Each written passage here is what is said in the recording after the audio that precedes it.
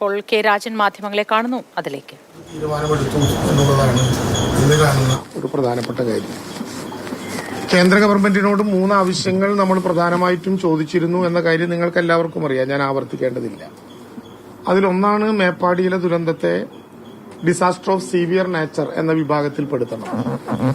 എന്തിനാണ് disaster of severe nature എന്ന വിഭാഗത്തിൽപ്പെടുത്തണം എന്നാവശ്യപ്പെട്ടത് എന്ന് തുടർന്നും സൂചിപ്പിച്ചിട്ടുണ്ട്.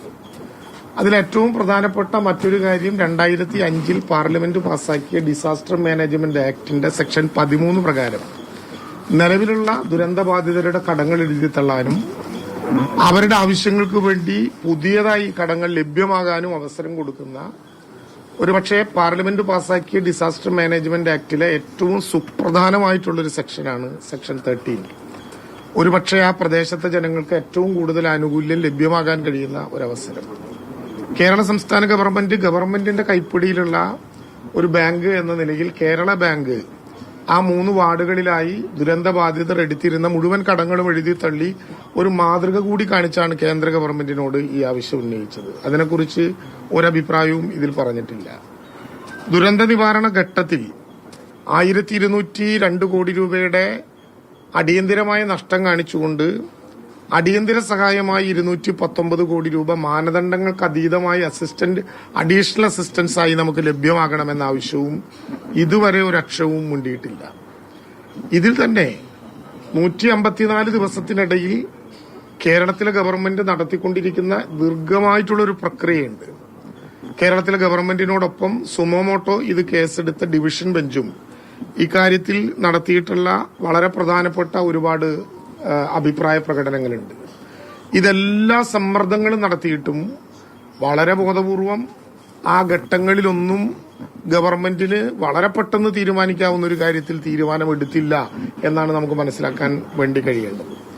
ഇനി ഇതോടൊപ്പം തന്നെ പലരും തെറ്റായി പറയുന്നത് പോലെ നമ്മുടെ ഉന്നതരായിട്ടുള്ള ചില ആളുകൾ പോലും തെറ്റിദ്ധരിച്ചതുപോലെ ആദ്യത്തെ നമ്മുടെ മെമ്മോറാണ്ടം നഷ്ടങ്ങളെക്കുറിച്ച് സൂചിപ്പിച്ച് കൊടുത്തിട്ടുണ്ടായിരുന്നു. രണ്ടാമത്തത് നമുക്ക് ഒരു പുതിയ വിൻഡോ ഓപ്പൺ ചെയ്തതിന്റെ അടിസ്ഥാനത്തിൽ PDNA നവംബർ 13 നമ്മൾ സമർപ്പിച്ചിട്ടുണ്ടായിരുന്നു.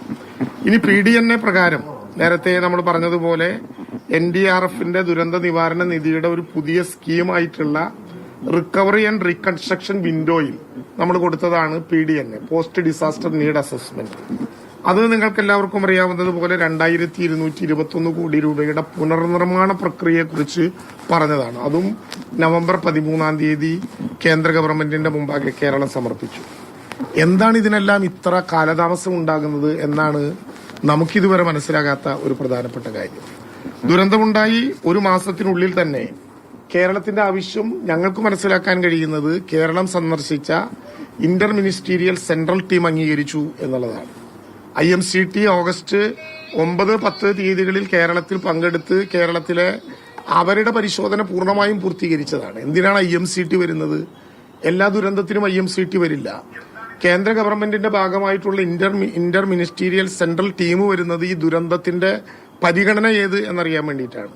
അത് 154 ദിവസം കഴിഞ്ഞിട്ടാണോ കേരളത്തെ അറിയിക്കേണ്ടത്, അല്ലെങ്കിൽ ഏത് സംസ്ഥാനത്തെയും അറിയിക്കേണ്ടത്? IMCT ഞങ്ങൾക്ക് മനസ്സിലായത് 1 മാസത്തിനുള്ളിൽ അവരുടെ ടീം കേരളത്തിൽ കണ്ട ദുരന്തം മനസ്സിലാക്കി കേരളം ഉദ്ദേശിച്ച വിധത്തിൽ ഒരു ഡിസാസ്റ്റർ ഓഫ് സീവിയർ നേച്ചർ, അതിതീവ്രമായിട്ടുള്ള ദുരന്ത പട്ടികയിൽ പെട്ട ഒന്നാണ് എന്ന് മനസ്സിലാക്കിയ റിപ്പോർട്ട് നൽകിയിട്ടുണ്ട്, കേന്ദ്ര മന്ത്രാലയത്തിന് സമർപ്പിച്ചിട്ടുണ്ട് എന്നാണ് ഞങ്ങൾക്കന്ന് മനസ്സിലായത്. ഹൈ ലെവൽ കമ്മിറ്റി കൂടാത്തതിനാൽ അടിയന്തര സ്വഭാവത്തോടെ പരിഗണിക്കേണ്ട ആ ശുപാർശ HLC കൂടുന്നത് വരെ 2 മാസക്കാലം IMCT നൽകിയിട്ടും കേന്ദ്ര ആഭ്യന്തര മന്ത്രാലയത്തിന്റെ കയ്യിൽ ഇരുന്നു. ഇനി ഹൈ ലെവൽ കമ്മിറ്റി യോഗം നടന്നതിന് ശേഷം സംസ്ഥാനത്ത് അയക്കുന്ന ഒരു കത്ത് തന്നെ ഡിസംബർ മാസം ആദ്യത്തിലാണ്. ആ കത്തിൽ അതിതീവ്ര ദുരന്തമാണോ എന്ന് രേഖപ്പെടുത്തുകയും ചെയ്തില്ല. നോക്കൂ, IMCT 1 മാസത്തിനുള്ളിൽ റിപ്പോർട്ട് കൊടുത്തു. ആ റിപ്പോർട്ട് 2 മാസക്കാലം ആഭ്യന്തര മന്ത്രാലയത്തിന്റെ കസ്റ്റഡിയിലിരുന്നു.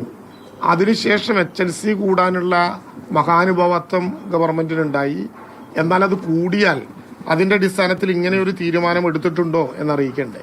ഇപ്പൊ ഇന്നലെയാണ് നമ്മൾ 28-ാം തീയതി വീണ്ടും കൊടുത്ത കത്തിന്റെ അടിസ്ഥാനത്തിൽ ഞങ്ങളിതാ സീവിയർ നേച്ചറായി പെടുത്തിയിട്ടുണ്ട് എന്ന് 5 മാസത്തിന് ശേഷം തുടർച്ചയായി കേരളം നടത്തിയിട്ടുള്ള ഒരു ആവശ്യം അംഗീകരിക്കാൻ ഉള്ള സ്ഥിതി ഉണ്ടായിരുന്നു.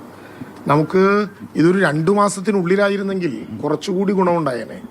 IMCTയുടെ സംഘം ഓഗസ്റ്റ് 9, 10, 11 തീയതികളിൽ പരിശോധന പൂർത്തിയാക്കി തിരിച്ചുപോയി.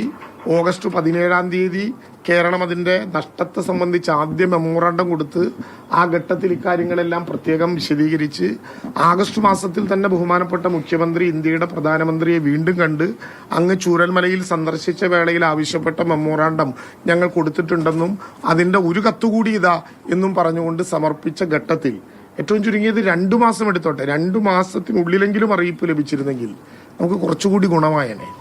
UN സ്ഥാപനങ്ങൾ, NGOകൾ അവരുടെ കയ്യിൽ നിന്നുള്ള അധിക സാമൂഹിക സഹായം നമുക്ക് കിട്ടാൻ ഉപയുക്തമായേനെ.